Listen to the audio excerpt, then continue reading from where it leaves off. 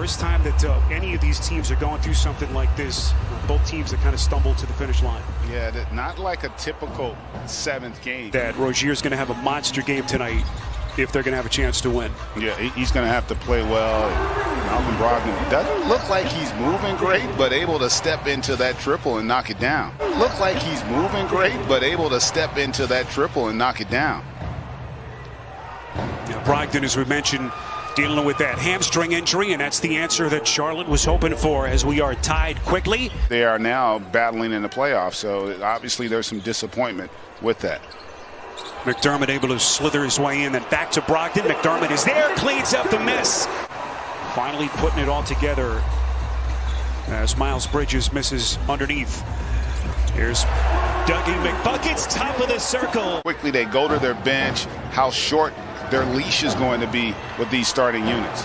Washington, that's a hard flush, able to get himself into the paint. In-year kid out of Kentucky, 14th in the league in blocks. And he has made some big offensive contributions down the stretch. That is McDermott from downtown. Offensively for the Hornets. Yeah, that game was late January as LaMelo Ball misses on the three. Offensive rebound, Washington. This is Bridges, extends, puts it down, and he's fouled. In a half of the season, but they lost their last 5 games. Really stumbled to that finish line as McDermott knocks in another three. And that's really the key. That tells you the execution's there. And early on, Charlotte just seems like they're about a step slow, not playing with great intensity, and maybe that bucket by Zeller. To end that 17-4 Indiana run. Greg, you had to wonder, and Indiana had to wonder, as McDermott lines up again, corner three, gets it again. At least early in this game. Rozier off balance, patented little step back, and Sabonis clears. Here comes Brogdon, dropping a dime, beautifully done to Brissett. How big has McConnell been for this Indiana team, especially down the stretch? All the injuries that they've had. McDermott, drive and kick out to Brissett, splash! For the Pacers. Here comes Sabonis, puts it on the deck, lays it up and gets a friendly little bounce. Well, you wanted some offensive fireworks early in this game, you got it. Pacers 7 of 10 from deep. And Charlotte just trying to weather the storm. How about Zeller's start? Winner of this one advances to take on the winner between Boston and Washington in that 7-8 matchup that comes your way later tonight right here on TNT. Beautiful cut as Sumner has his first basket of the night. I'm not sure McDermott has had a better quarter. Certainly not this season, maybe in his career, on that beautiful assist. 3 to shoot as Graham has to fire and sticks it. That layup in transition. 2 seconds off the inbound. Sumner's shot puts it down. Finished their regular season. Their spirits were high, GA. They said, look, no one expected us to be here to begin with. As McConnell again able to get into the paint, and that has been a theme for Indiana. Charlotte finally getting some interior defense. What a play by McDaniels. Pacers keep it alive. Holiday, the drive and kick. Sumner, corner three, buries another triple. It is surprising, partner, and a lot of it is also inexperience.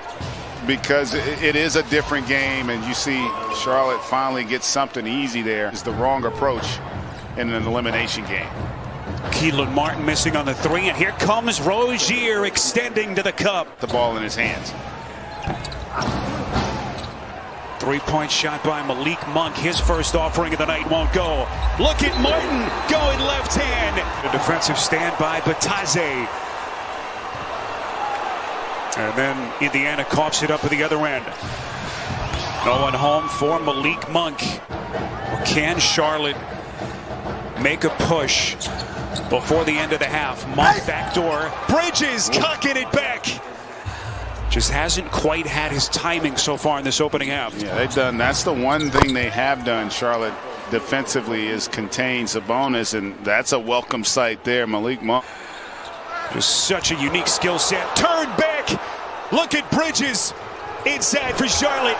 And then at the other end, it's Monk.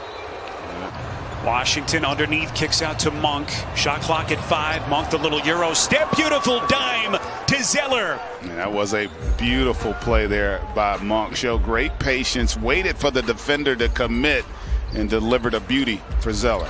Here comes McDermott putting it on the deck. Monk You got Ball, you got Washington. They got a lot of guys that haven't played in the postseason basketball, and it's a different game. And they just have not made the adjustment, and the Pacers are making them pay. The bonus got a hand on it, comes up with the theft. Oh, this was not the close to the half that the Hornets were hoping for.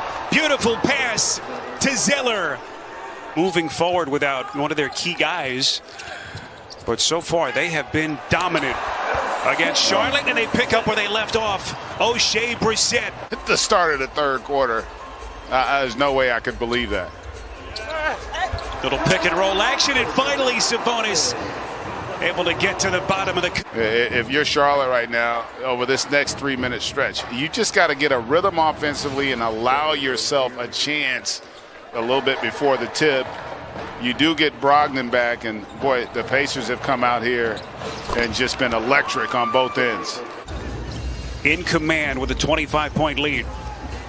Here's Sabonis, backs down against Washington, a little lean-in step back, and he gets the friendly bounce again. The other thing they did really well with him, they were terrific in crunch time. And Sabonis, strong move there for the finish. They were terrific in crunch time. And Sabonis, strong move there for the finish. But that was the other thing that was impressive. They had done such a good job because of the defense, forcing some turnovers and getting out in transition. Zeller and Rozier have scored all of Charlotte's points, all 15 in this third quarter. It seems like you can say that for just about everyone who's put the uniform on for Indiana. Here's Brissett again from deep. It's target practice. Have just dug themselves a hole from which I'm not sure you can recover. A team that overachieved for so much this season. Sabonis for that 8th and final spot over the final couple of weeks of the season, but they lost their last 5 games and put them in this spot tonight. Seen stranger things happen, but they're going to have to string some stops together here this last 3 minutes. Sabonis starting to get comfortable in 12 minutes off the bench. Open look at a 3, and Indiana just cannot miss. They've done a great job of making Charlotte pay for the mistakes, the breakdowns defensively. Holiday again. Really on both ends. 4th basket of the night for Miles Bridges. He's got 9 points. Here comes McConnell, and they are just teeing off. Pacers shooting at a 59% clip. 3-pointer by Bridges. It's an incredible stat, and you know, he didn't have it going offensively, but his passing and rebounding. Indy's still going to have to win another game to be able to advance to the postseason. So as great as they've been tonight, they're going to have to bring another great effort. Beautiful little pass by McConnell. All the issues that they've had as LaMelo Ball's 3-pointer bounces in. Here's McDaniels. And look at that Indiana defense extending about 5 feet beyond the 3-point line. At the prospect of some of these matchups over the next couple of days.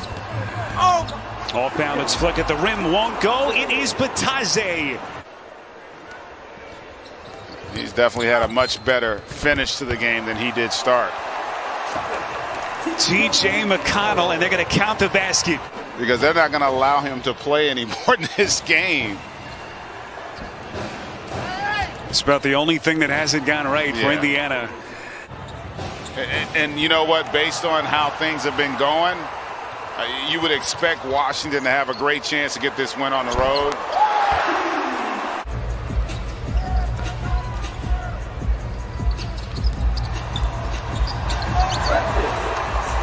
Cassius Stanley. Jump that comes your way next. All the questions that the Pacers had to answer over the last couple of weeks of the season as those losses start.